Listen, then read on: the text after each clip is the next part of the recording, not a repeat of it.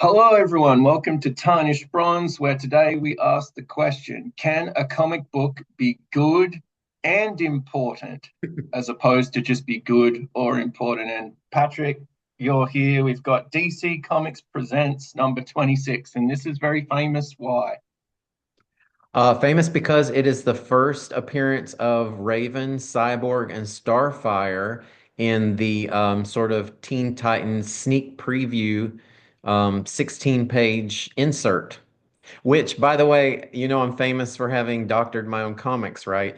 So I do have a replacement issue of this. This just recently came out in facsimile, and I got Matt one, full disclosure. But I actually have one of the originals. I do not have my original because I had removed the insert and made it its own comic. And when I replaced a lot of my comic books and filled in the holes, I got rid of it. I think I gave them to some kid or something. But so I do have the one that is fully intact. But as I was wont to do with ads, I didn't like it interrupting my story. I really love the Superman Green Lantern story, so I just took the Teen Titans story was okay, don't get me wrong, but I was more interested in Superman and Green Lantern sort of fighting it out proxy style. Okay, and I was worried that you were going to say that Sargon the Sorcerer is why this comic is so important.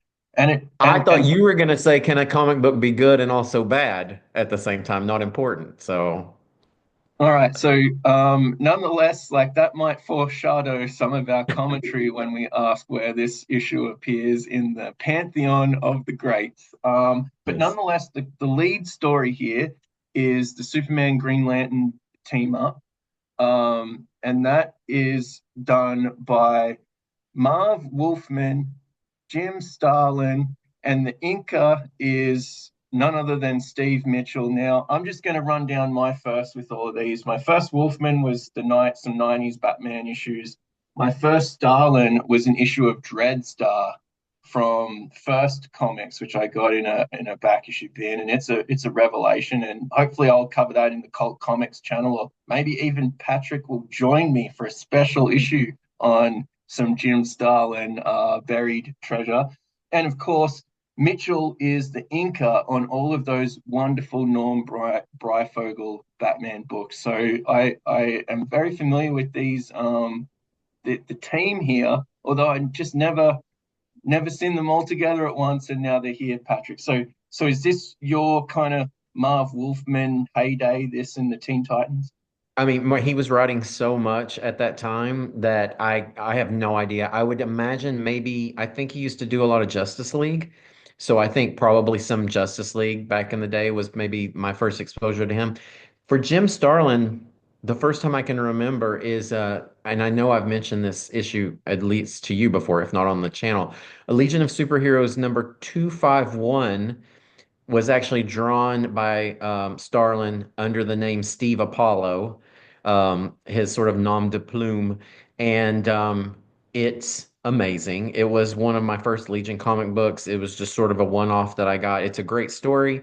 The art is just amazing, and seeing him, who is just sort of the master, in my opinion, of kind of space saga, that kind of genre for me. I love Starlin. I mean, he can do basically no wrong for me. So if I could have ever seen him regularly draw the Legion of Superheroes, that would have been a dream come true. I think maybe he did couple of issues at most. There's a famous wraparound cover that he did of the Legion, sort of in a say like a slave mine kind of situation, being whipped by alien overlords.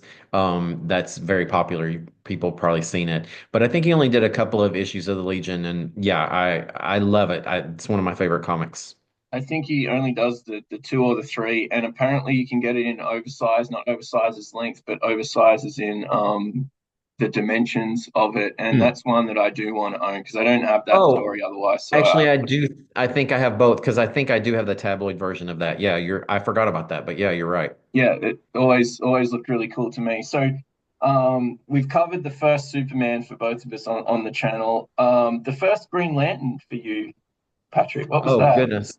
I probably knew Green Lantern from the Super Friends cartoon, probably first before I had any comics. But it was probably a Justice League too. I mean, every now and then I think I have a few early Green Lantern, well, early for me, uh, Green Lantern individual comics, but I more was familiar with his work with the Justice League. So I would say probably an old Justice League.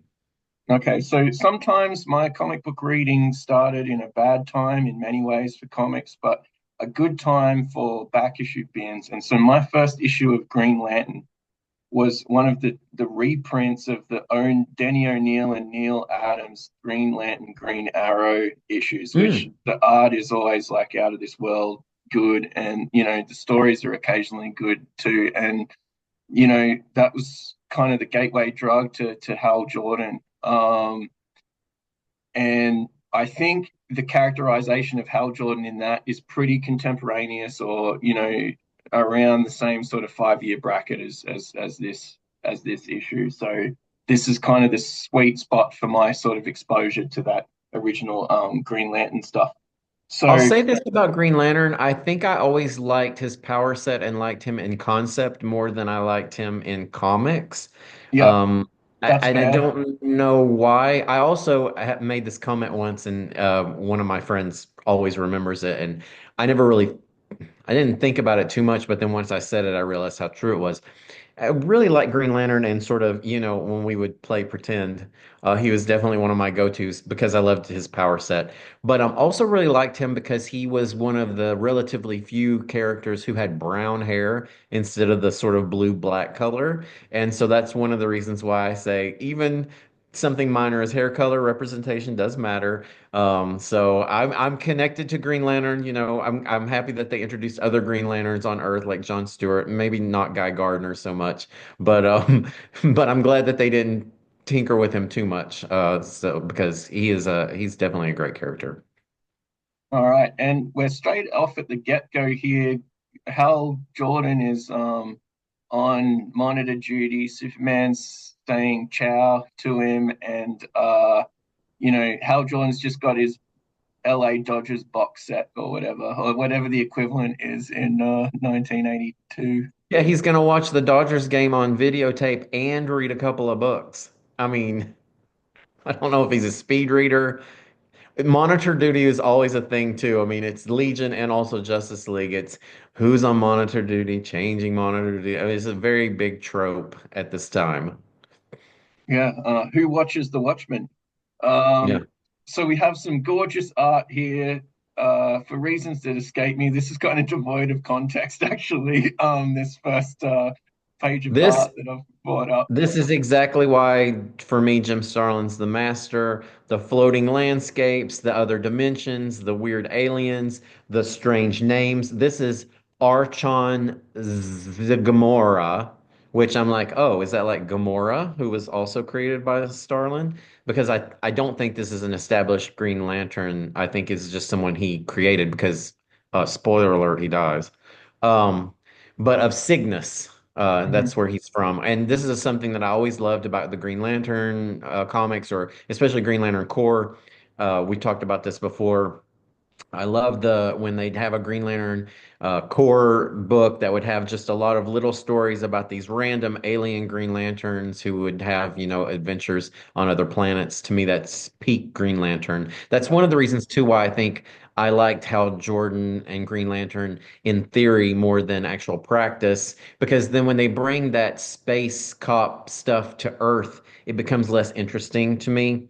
I also don't think that they always used his powers maybe to the best of their ability from my point of view as a kid. I didn't want to see giant boxing gloves. I wanted to see him creating some scientific Doodad. piece of equipment that was going to analyze energy signatures or something like that, not just a giant pair of scissors. So it got a little campy for me sometimes. But in this case, I love this. I love the shape of the head and the weird. He's almost kind of got facets of his head, and he's very tall, obviously. But then we find out that that's actually not Archon. His body and powers have been taken over by another alien called Ingon. And so I actually love that. I love fuchsia, I love lilac, and I love pink. We're bringing all of our toxic masculinity to the Tarnished Bronze channel. I love the fact that the space thing is like the opposite of what one would expect. I think Starlin does do really good, sort of like prog rock album covers that are like triple Yes. fold outs. Like I want him to draw a Yes album cover. He does that really good spacescape stuff. Alan Parsons and Jim Starlin united at long last. Yeah, that's what I want in my life. I just love this top panel here. It's so cool. Just really, really great. Gives a sense of both space and just like victory and vanquished. And yeah, this villain is sort of some energy construct, a twin who is in constant battle with its other half and is trying to get all of these powers. We're not belaboring the point here. It's kind of like pretty tangential, but nonetheless, he is actually slain our Green Lantern from Cygnus in the previous But he's panels. not been able to take control of his power ring, and that's why he needs. Well, Hal Jordan's also a stepping stone to Superman. But one of the problems is Archon was able to get rid of his power ring once he knew that the jig was up. So Archon's dead. Ingon is impersonating him. Then he takes Hal Jordan by surprise. He is able to capture Hal Jordan's ring, and Hal Jordan escapes death somehow through astral projection, Now, which you go first, Patrick. look, I like this comic and it is somewhat nostalgic for me. I love the like I said, it's not really Green Lantern fighting Superman, but sort of by this time I was liking to see people put Superman through his paces, right? When I was really young, I loved Superman. He was absolutely my favorite. And then I got to a period, and we'll hopefully pursue this because I've told you once about an old Superman comic that was one of my first with a guest star called Microwave Man, which sounds really campy and silly, but I think it's a good comic. Um, I think you'll agree. Someday we'll get to that.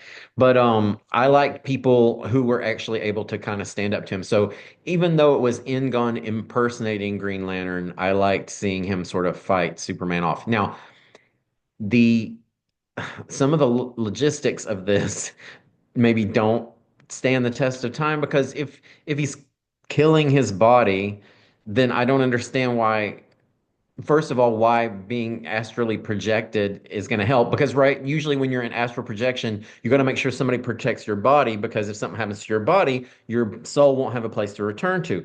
Now, what doubly complicates this is that not to skip ahead too far, but when Superman falls for Ingon's trap, thinking he's Hal Jordan re-enters his body, which He's dead. somehow is dead because he was able to get out of it and then takes possession of his body again. So I think they could have done this some other way that made more sense, but yeah, it really did. And honestly, I think I remember it not making sense when I was 10 or however old I was. Well, Oh my God, this came out in 1980? that makes me feel better that you sort of thought this was a little bit wonky, Patrick, because otherwise at least I'm just going to read my note. I don't want to belabor the point. I Okay. loathe the astral projection is written in my note. It just was. I didn't understand the even the comic book physics of it. I didn't quite work out. It took me really out of the story. And right now, this is an exquisitely drawn folly. Uh, Um, Reading up until this, I was like, oh, this is kind of cool. And then the astral projection comes out of nowhere, makes no sense, even if I am an astral projection aficionado. Hal Jordan has never Yeah, done this before.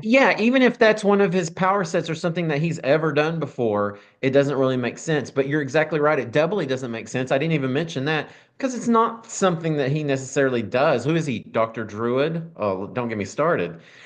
So Yeah, yeah, no, I agree. I agree. But how cool is Ingon? I mean, he's yeah. frightening and odd and weird, huh?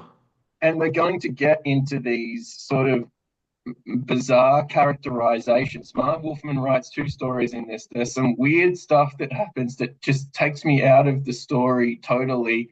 And I know that this is going to get better. Jim Starlin does some great stuff. Marv Wolfman does some great stuff, but um, this just like seemed like a real, almost catastrophic sort of like no one in editorial decided that like, oh, how like now Hal Jordan is Doctor Strange, And Sorcerer why couldn't Supreme. it just be that his ring somehow at the last moment kind of protected him and Engon thought he killed him, but he Yeah. just almost killed him and then he comes to and is able to kind of warn Superman. Like it's that simple, right? Just don't add in like yeah, why?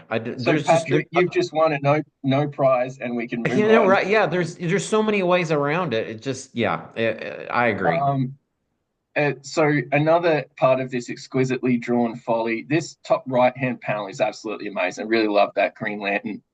The panel following it is drawn really, really cool. I love these battles. I love the two panels of Superman and Green Lantern, and they switch the thing, and like one's getting beaten up. Really, really cool.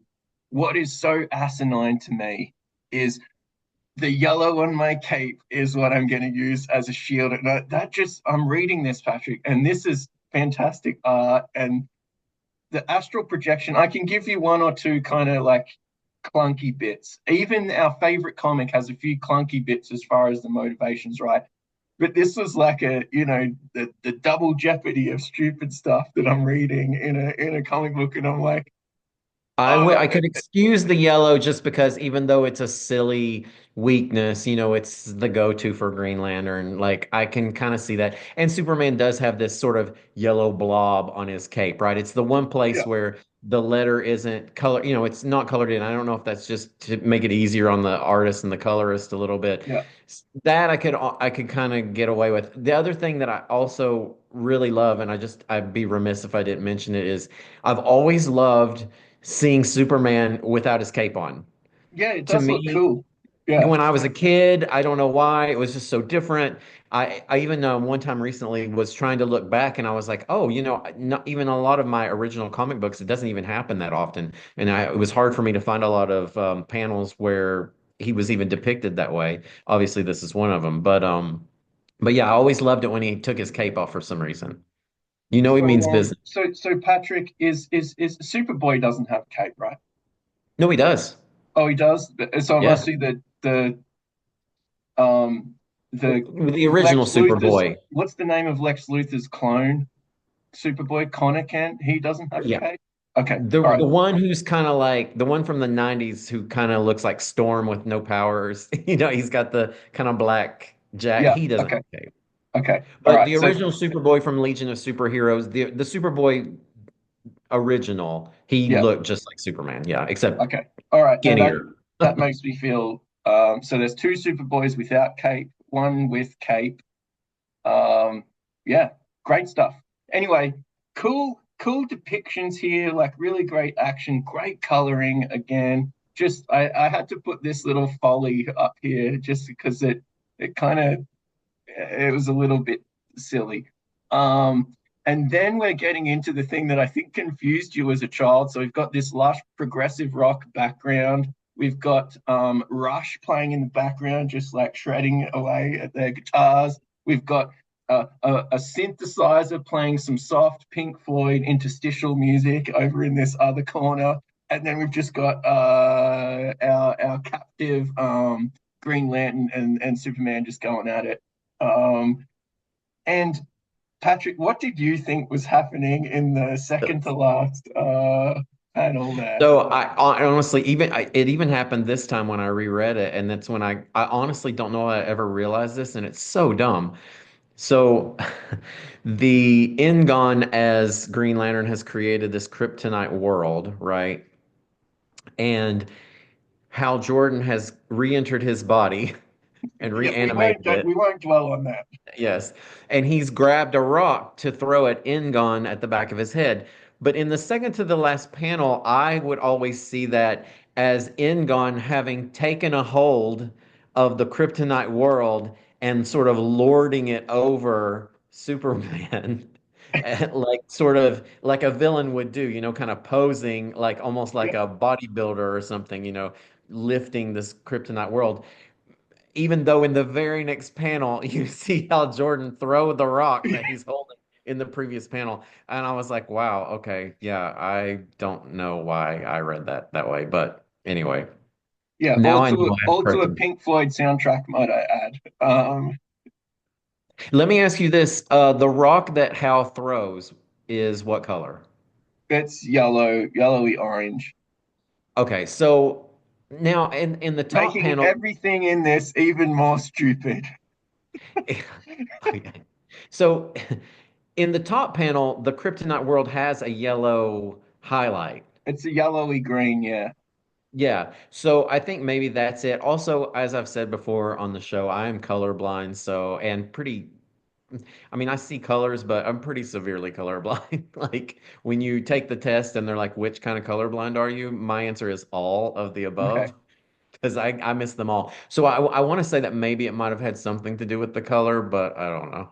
okay. No, nonetheless, it's great action poses. Like Jim Starlin just really And does. wouldn't that panel work the way I said? That wouldn't Yeah, it look it cool does. It does. It if it makes it was? even better almost. Yeah. Yeah. It just Because makes why me. is if Green Lantern is between if the Kryptonite world is between Green Lantern and Engon on the left, Yeah, and then here the Kryptonite world is behind Green Lantern. How, yeah, it doesn't really make sense, it's right? exerting Anyway. its own, warping the space-time continuum, which is something that we will get into after the last little bit of this story, Patrick. So this is not this isn't my first complaint. Well, but but nonetheless, this is drawn exquisitely. It's glorious. I actually would love to see this in the original size, to be perfectly frank. The one and done villain is actually pretty cool because we Oh know wait, that he's one and done because of this catastrophe that he experiences. But I'm why did pretty you much say why did you say original size? because the comics are always drawn bigger than the page. Oh, okay. I thought you thought that maybe this had come out in tabloid or something. That's the Oh only no, reason I asked. I just Sorry, think sorry, what sorry. an amazing thing to Yeah, see yeah, yeah, some of yeah. this stuff Well, let at me the say full. this though too. I am loath to say this because again, I mean, I don't even know we've talked too much personally about how much I love Jim Starlin. I mean, he's one of my favorite artists of all time, right up there with Byrne. But I actually think this looks a little sloppier than I'm used to, and I'm wondering again if you're much more keen on knowing, oh, the inker or the colorist, and I don't know if it's something like that, but I love the art in this, and again, love Jim Starlin, but I don't love this as much as like, his work in Thanos or Captain Marvel So or that yeah, kind of stuff. Patrick, I think you need to do yourself a favor and get Dreadstar because there's 100 approximate issues of Jim Starlin writing and drawing his own space opera. You would absolutely love it. Mine's at the moment trapped in Australia, otherwise I'd send them to you. But this is something that would be something totally new to you, and I'm sure that you would really enjoy it. The second thing here is I think that although I really love Mitchell's inking on Norm Breyfogle, I think here because it's way more open, it's in space, there's not enough shadows. Mitchell is just really, really good at the shadows and maybe not so good at these like more open sort of things. And so that's why I think there's a little bit of scratchiness to the art style because it's just like it's a great artist, a great inker, and they're just not. This is might be the first time they've ever worked together as well. The other and that's why I also think that looking at those original pencils in the full size might Yes, I be think like they'd something. probably be better. Yeah. Yeah, because I'm sort of with you. I think Starlin is not really blockish. Mitchell does a lot of blockish, a lot of those shadowy sort of things. Batman, it's a really good fit because it's at night, right? Whereas this is kind of like in this fuchsia wonderland. I think that's a little bit of it too. But the poses are all really good. Everything's really sound. Like And nothing the seems poses are wrong to very me. Starlin Yeah. too, to me. Like, yeah. It just I was yeah. actually surprised when I reread it to realize that he had drawn it because in my I was like, oh, I never really put two and two together until I had reread it. And then I thought, yeah, I mean, I can tell it's him, but it kind of looks different. Having said that, back to this page, though, I didn't mean to derail us, but the Skablam is really amazing. And I Yeah, know you love that. yeah, that's so good. So good. And then I don't know if so I think that the Green Lantern has met Colossus in the discotheque with the V-neck shirt, and they're just doing all their best moves that they possibly could. That's what I like to think that Hal Jordan is doing there. And Patrick, what does he say in that? You've made a comment. Oh yeah, I was really taken aback on what really stuck with me years for years, from the time. And by the way, this came out in 1980 and I had the original, so that means I got this when I was 6. So now you can maybe understand why I didn't know that he was throwing a rock, I guess. I don't know. I'm surprised. To me, I would have assumed that this was later than that. So I don't know why I didn't look at the date when I actually did the Yeah. reread. But Green Lantern says, "You're that strong." Like just, one bro being amazed by another bro's abilities. I was like, "Oh, okay. Yeah. Wow." He's impressed by Superman and Superman saying, "They don't call me Superman for nothing." Like, "Oh, wow. Okay." He knows how to take a compliment. Okay. And how do they get back to Earth, Patrick? So yeah, Green Lantern can use his power ring to open up portals. They just open a portal back to Earth. And from the very beginning, they've been saying that this dimension is out of time. So Superman was saving someone falling off a construction site, and he's like, "Oh, that guy's gonna die because Engon pulled me into this dimension. As I was saving him." Green Lantern's like, "Never worry." We actually will return seconds after we left, or less than seconds, and Superman's able to save the day. But I want to put one more point on this. The design of Engon is just really special to me.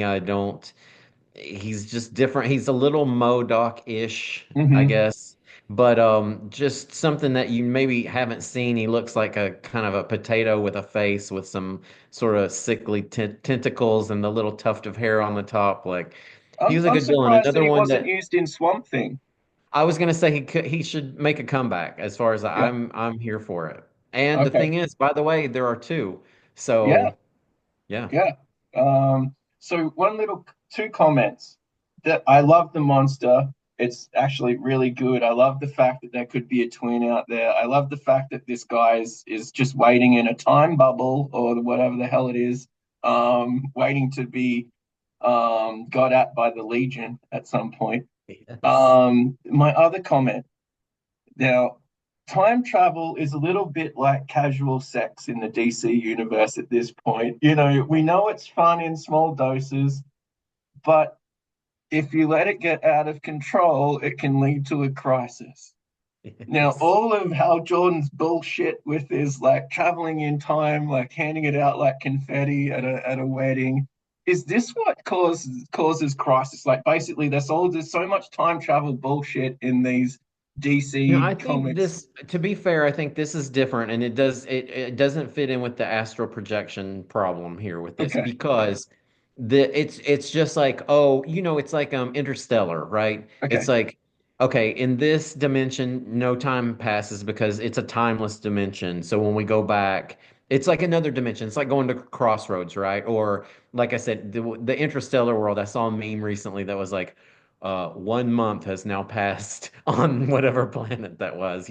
So in this case, I think it's fair. It's not a situation like when we previewed the Nimrod okay, saga, right? Where we backed up time to erase Cool and Goth, and because of that, we caused a sort of a time effect ripple. Now, in this case, I think it's fair what they've done here, okay. in my I was just concerned that if you're doing this willy-nilly across a dozen issues in a few years, everything just gets all out of whack and the crisis happens. So that's this is a great art, excellent art, even with a strange mesh of inkers, just still really phenomenal stuff. So, Patrick, that's not all. We've got whatever happened to Sargon the sorcerer? I would ask you, who cared what happened to Sargon? the sorcerer. Not me. I didn't care in 1980, and I don't care in 2025.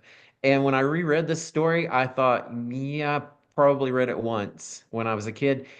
And let me tell you, I probably had no effing idea what happened in this story in 1980 because I read it twice as a 50 something year old. And yeah, I was still like, now wait, what about?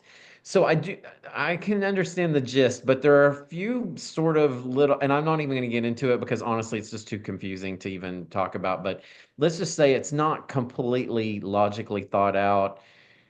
There's one scene where I think there may be two fake Sargons from a portrait. The main thing I want to say is one thing that I loved from this story. So let's keep it like that. First of all, is this the Ruby of Sidorak? I hope Is so. it could be. It looks a lot like it. Um, One of my favorite things about, or maybe probably definitely my favorite thing about this story is when the subjects of the portraits, like Henry VIII, jump out of the portraits and then steal their own artwork. That's pretty brilliant. And when I Uh, was a kid, I remember thinking that was really cool looking. my one comment on that is that should be like two or three panels on a whole page. Instead, it's like the sixth panel on a nine panel Yeah. grid. Really, really silly. The one thing I want to do about Sargon the Sorcerer and the art team here is like, let's just do the same face all over again and again and again and again and Oh. again and again and again and again. Um, did you notice that, Patrick? No. Okay, so this thing only goes for 6 pages, and there's a whole bunch of profile shots as well that I actually excluded because I could just do this whole page just full of this. And it took me. I firstly I didn't understand the story. As I was reading the story, all I could see was the same face again and again, or the same face angle again and again and again and again, and it made the story make even less sense because I was just so fixated on these faces that are well drawn. It's just the same angle again and again and again. So Patrick, It's such without a further, short story and it's very simple, but it becomes so overly complicated. yeah, Like he sees the serial number on the dollar and somehow that makes him know that I yeah, I don't know. And did he know it was Matter Master? And then like I said at the end, first there's the one double cross where the Sargon wasn't really Sargon. He was also from a painting. But then there's another Sargon that's also not the real Sargon, that's not the painting guy because he's already gone back into the painting. I'm glad that you said we hadn't talked about this, full disclosure, but I'm really glad that you said that because I don't even think I put it in my notes, but I was like, yeah, I just found it really confusing. And also, I felt good about this. I felt like at the beginning, sort of the recap of Sargon, I almost felt like this was some kind of story to kind of clean up his origin a little bit because apparently he had been depicted as a friend of the JLA and then okay, also an enemy of the JLA. And he says that he's had this evil part of his self that he's kind of retired from crime fighting because of it. And that's why he's worried that he's the one that's really doing this and isn't aware. Yeah, it was a way overly complicated story. It was, but for somebody, maybe this was their favorite story. I mean, well, maybe Sargon, we hardly knew ye. Now to the you main go. event, Patrick. We've gone over Marv Wolfman.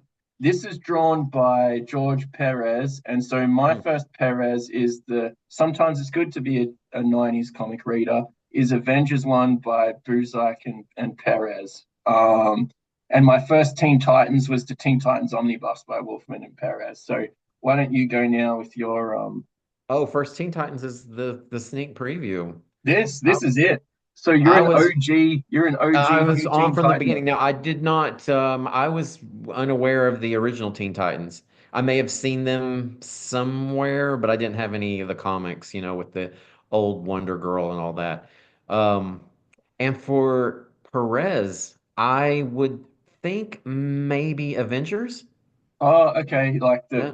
yep. Well, Just, long but ago, just, Avengers. yep. Because I'm trying to think if there was anything between that and obviously Crisis. And Crisis, I had somehow most of those issues as they came out, which is very rare for me to have.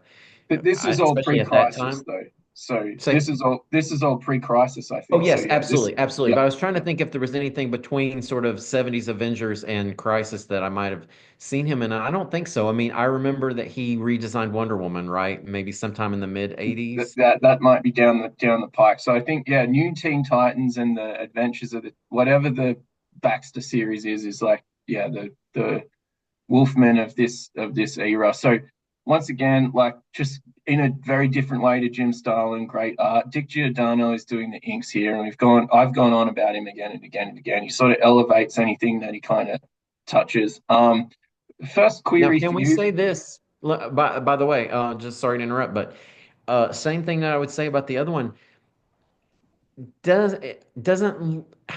Doesn't look like Perez as much as I would expect Perez to look like Perez, almost like the Starlin effect. And by the way, it's not because it's a facsimile, because my comic looks the same.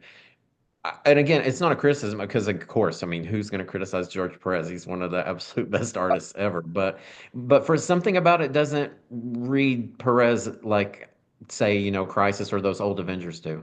So I think style is just the when you're talking about writing style, there's the mistakes that you continue to make, and I think that style evolves with Perez, not in such Hmm. an astonishing way like maybe Giffen or in that kind of more economical way like John Byrne. I think he pushes into things that otherwise in the late 70s people might have railed against, and so he gets to do more of the his I think he's in a evil evolving rather than revolution of George Perez here. Hmm. What is a bit Okay. off-putting, as I was going to say, is the eyes in the Domino Hmm. mask. They're very off-putting. I Um, thought that too. There's one where he looks kind of wall-eyed or something. I don't know if yeah. that's a bad thing to say, but So, is this so? Just before we get into it, is this the first? Is this reprinted in issue one? no. Okay. I actually looked that up to see how issue one compared because Robin doesn't know who the Titans are, right? In this issue, he's out of time, and then we find, well, we'll get to that. But I was actually curious as to what, and I guess the first issue of the actual new Teen Titans, the team, now I don't have it, but I just kind of read a summary online, and yeah, it doesn't really relate back to this. Okay. No, so I was hoping it wouldn't because it just seems very.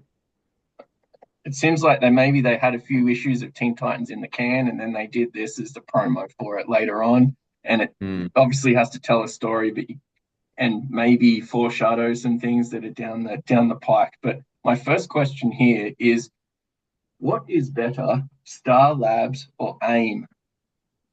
Hmm. Yeah, I've never been a fan of Star Labs. Just doesn't resonate with me. So I'd say Okay, AIM. okay, yeah, because AIM has all the AIM sort of soldiers, right? Too. So Hmm. yeah, okay, yeah, Also, that. Star Labs is really, they're just relatively good, right? AIM is sort of malevolent, right? Yeah, yeah. Oh, let me ask you this, which is better, AIM or Hive? Uh, Yeah, I think aimed you can do more. Like you can do a bit more with aim than you can with high. One of the other questions that I had about this panel is, do police de-escalation negotiations involve police randomly firing pot shots at buildings with hostages in them, or is this just like comic book stuff? Because you can kind of see they're just like that fellow with the pistol is just firing willy-nilly. Um, He's returning fire for sure. Yes, yeah, and we do have a hostage situation. Yeah, I don't know. I also think when you are running towards people shooting at you and then you suddenly pass out, that you're probably dead. Like yeah, that's gonna escalate the situation, Patrick. I was just reading this and I was like, oh, that seems like they're doing a hostage negotiation based on that first panel, and then it seems like they're in the midst of a shootout. Yeah, it escalated. It I have escalated to really say, oh my quickly. God, why'd you go back? Just kidding. I have to say, there's something about the Robin outfit and the vest and the coloring that I really like. Yeah, Yeah.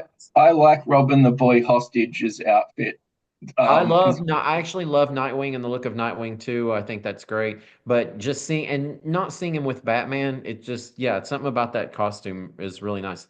There's a lot of bright colors in the Titans, and these characters really just jump off the page.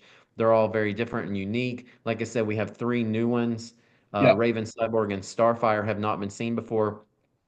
Changeling, formerly Beast Boy, was a Patrol member, and then of course Wonder Girl has been redesigned, and she's a former member. And I think Kid Flash looks like he used to. I don't think he was redesigned. I think he's like Robin. He's just been carried forward. yeah, yeah.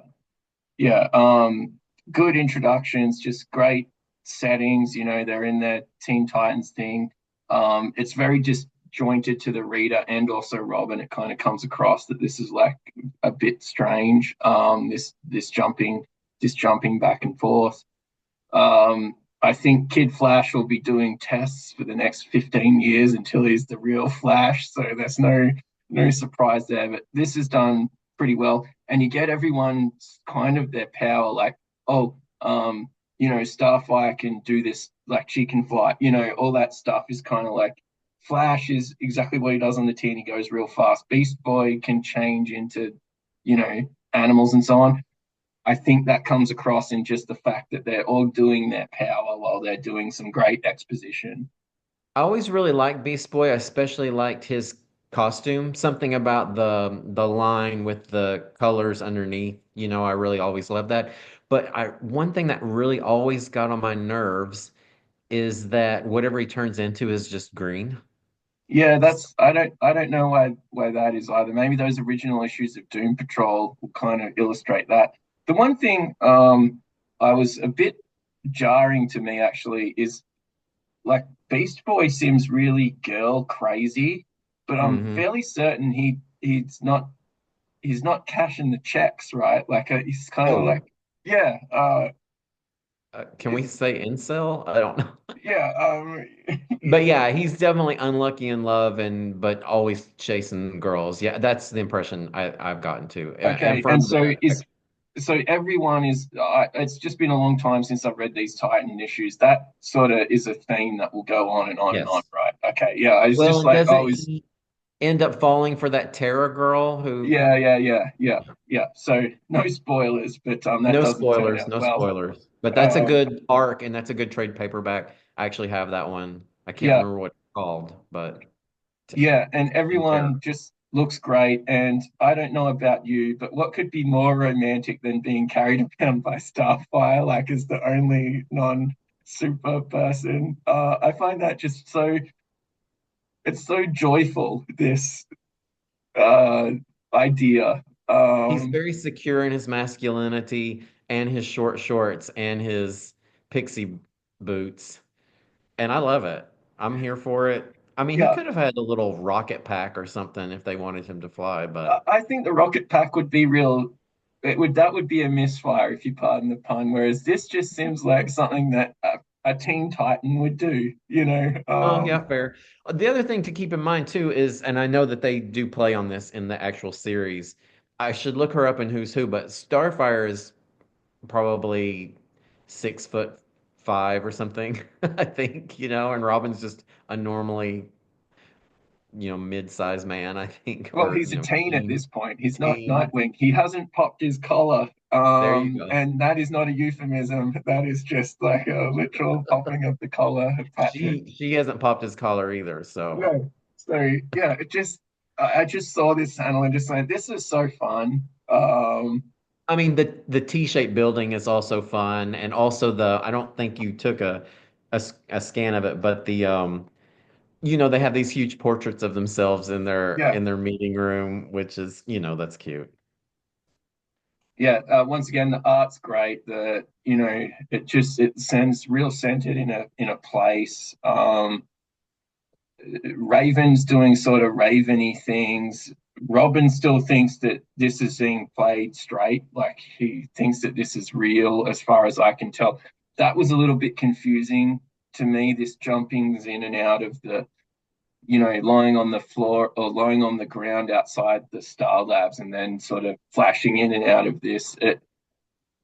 I just think the 16 pages kind of like truncated some of the what was going on a little bit, Patrick, but it didn't really dampen my overall enjoyment. It was just like, oh, because I know these characters, I can fill in the blanks. Did you kind of feel that it was a bit more jumpy than? Yeah, there were a couple things. The jumping back and forth was one thing, right? But then within this jump story, which we learn later is vision of the future that Raven has implanted in Robin's head to get him to facilitate the creation of the Titans for her own purposes because she's got Trigon to worry about and Yeah, stuff like that.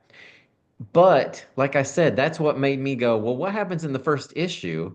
And in the first issue, they don't really do that. So I guess maybe it takes place off screen. And I don't know if they, like I said, because I don't have the issue, so I don't know if they ever address it.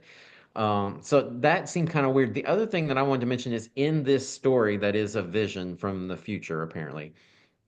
Um, they go to this protoplasmic blob and they begin fighting it, and then it disappears and reappears at Star Labs.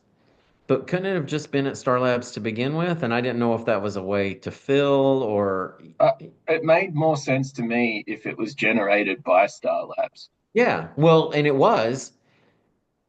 We find out from Yeah, Cyborg's dad, which was a nice bit of kismet or whatever, and there's this whirling gateway that he's created, and then the blob it disappears from here once they fight it, and it reappears at Star Labs where I think it originated, yeah, but I just wasn't sure why they had the second location. That was a little weird.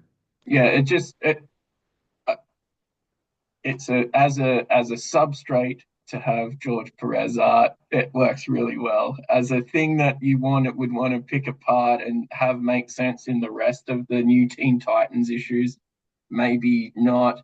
And there's probably still some early example jitters of some weird stuff like the Domino Mask having eyes and Well, things like here, that. well, and the eyes of Kid Flash on the bottom are Yeah. is another example of what you were talking about. And then we get back into the is are we in the real world? So he wakes back up Yeah. in the in the real world for a moment. Yeah, so he's Then trying to invade Star Labs now again and do the and solve the problem by getting rid of the oxygen in the air and stuff like that. So no, no, that no, no, no, no, no. oh, First, he's at this point he's just going to try to go get the terrorists out. okay, and he faints It's again. yes, and he faints Okay, again. And see, it is. It's a little convoluted for a yeah. 16-page story. And then when he wakes up, they're fighting the blob still. Okay. So now he's like fainted. He's back in the Teen Titans world, and And then it's here, all yeah. the blob disappears and goes back to Star Labs. Starfire. I wish I knew. Who cares? Blah blah blah. Yeah, and then okay. Yeah. Once again, great art, great facial expressions, good selling of the violence. Look at Just Cyborg's pose there with his sonic cannon. yeah, yeah, just great stuff. I think, to be perfectly frank, the first 12 issues of the new Teen Titans are also Wolfman doesn't realize that Perez is that good that he doesn't need to get all of this stuff in the text, like Sometimes, we've talked about this before, like when comics are wordy and when they're overly wordy, right? So a yeah, Claremont comic is wordy, but when you read it, it doesn't read as wordy. It reads like yeah, the words necessary. I like Wolfman, but especially those Teen Titan ones, and I'm glad to hear you say that they get better because my experience with reading the Teen Titans a little bit is it's a little onerous because it is a lot of words and it doesn't kind of read as clean as maybe a wordy Claremont comic, in my opinion. yeah. They hadn't marvelized the DC people just quiet enough to do that. But the Legion and the Teen Titans are probably the closest to it. And they're And getting then there. I think the Legion actually does a better job of that. So maybe that's a Levitz thing. Levitz isn't quite as verbose, maybe. yeah, yeah, yeah. Everyone gets their powers on here. Wonder Girl is I must admit I do like the color coding of all of the characters in the Teen Oh yeah. Titans. They don't have a team uniform, but everyone has a red thing except for Yep. Starfire. But you know, even Well, these Cyborg, does he have red? no, I guess not. But no, their colors are complementary. I said that from the start. Yeah, They're kind of they've got some yellows and reds. I love Wonder Girl's jumpsuit.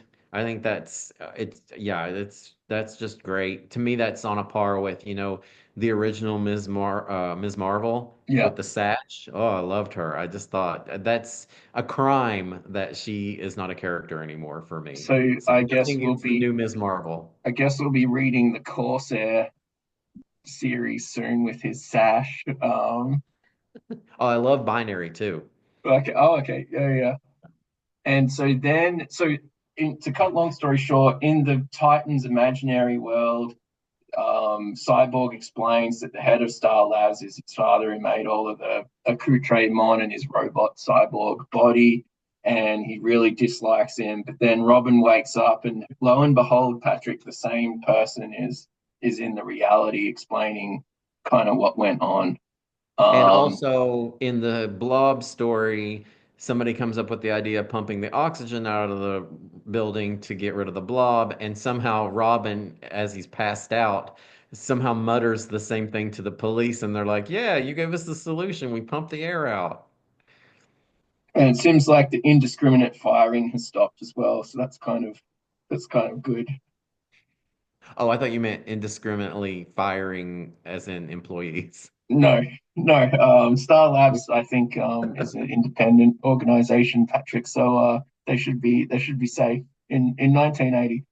Um, yeah, I don't have anything else other than yeah, the art is really good, and it's a little bit more wonky than what I envisaged when I thought George Perez, but I think I'm being sort of guided by the peak Perez rather than by this kind of like maturing Perez. My other query It's was just not like, as detailed as we are used to seeing him now, yeah, where, like you but said, it does have all how, the little panels. Like he's known for all those yeah, crazy true. panels.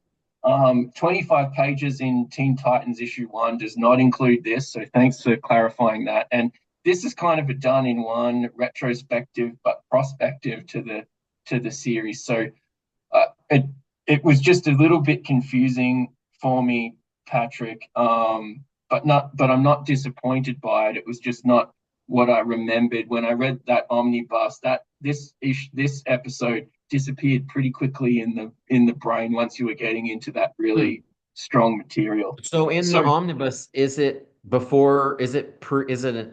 prologue to the issue one, or yeah, I think is it's just printed because it's just printed as the first story in this big mm, hardcover.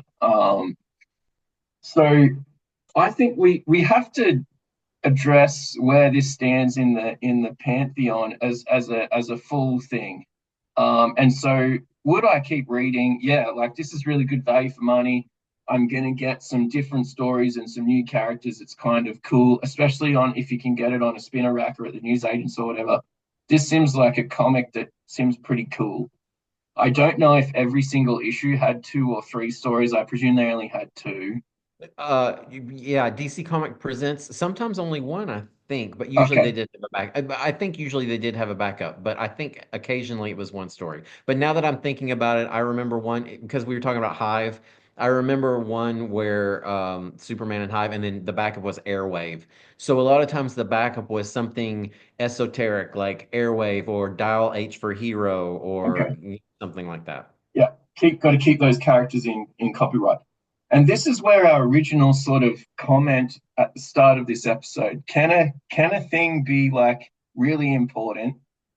Because without this is a free preview of basically like it's not a preview actually, it's a free comic that leads into a new series which would go gangbusters. And I think some eyeballs on this would have translated to eyeballs on New Teen Titans 1. This is really an important comic.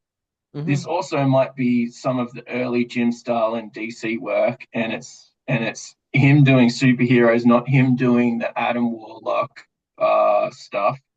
So that's also quite an important moment. Who could forget Saigon the sorcerer and all of his three-quarter back shots?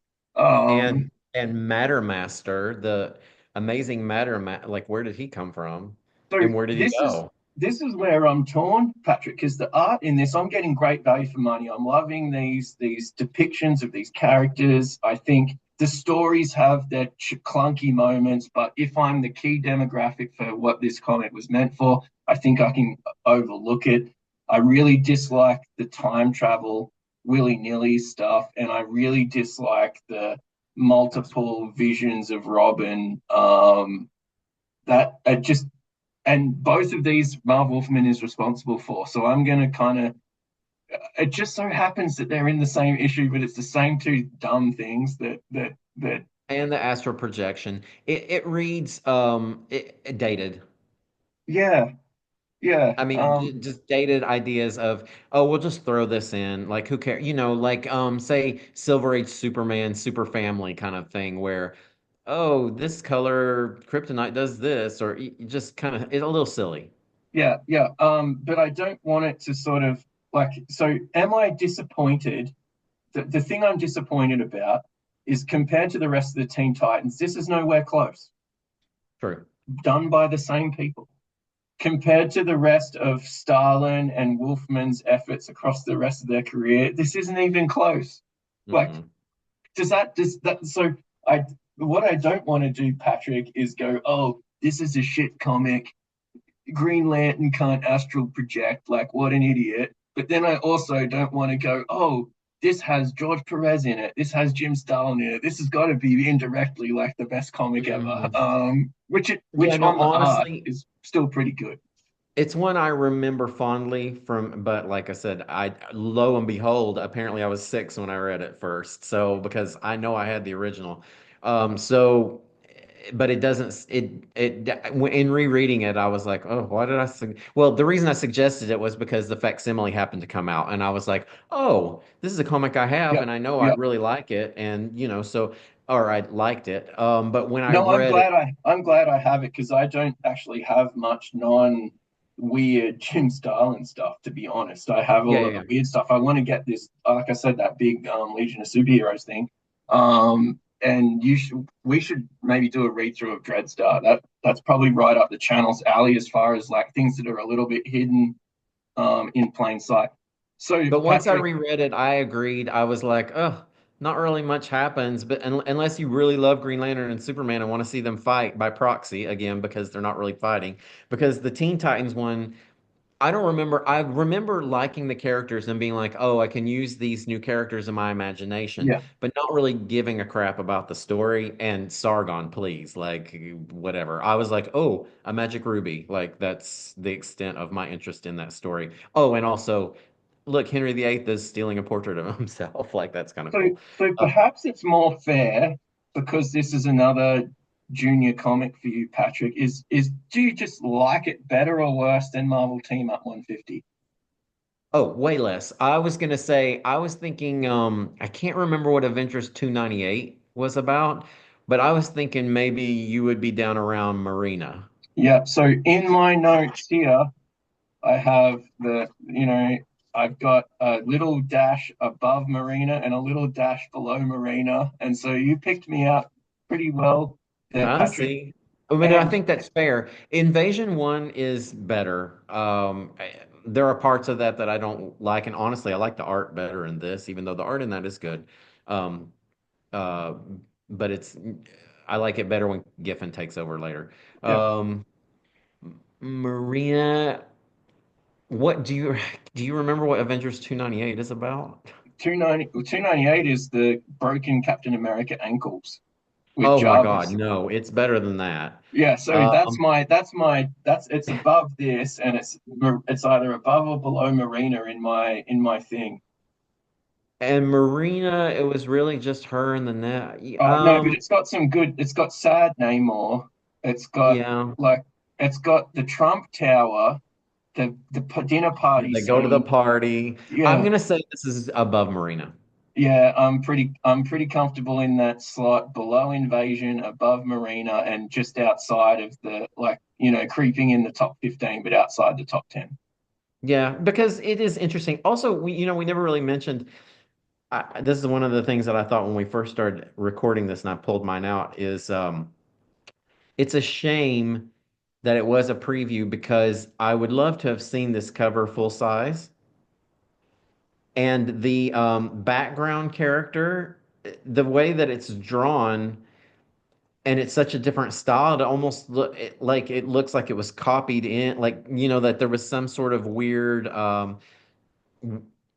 method that they used to make the background character Not the looming splat. behind. Do we have it on here? So it's not the splash. It's Oh the yeah, no, no, fake cover. the front cover, the front cover where it's got the demon in the background in Yeah, yeah, the yeah.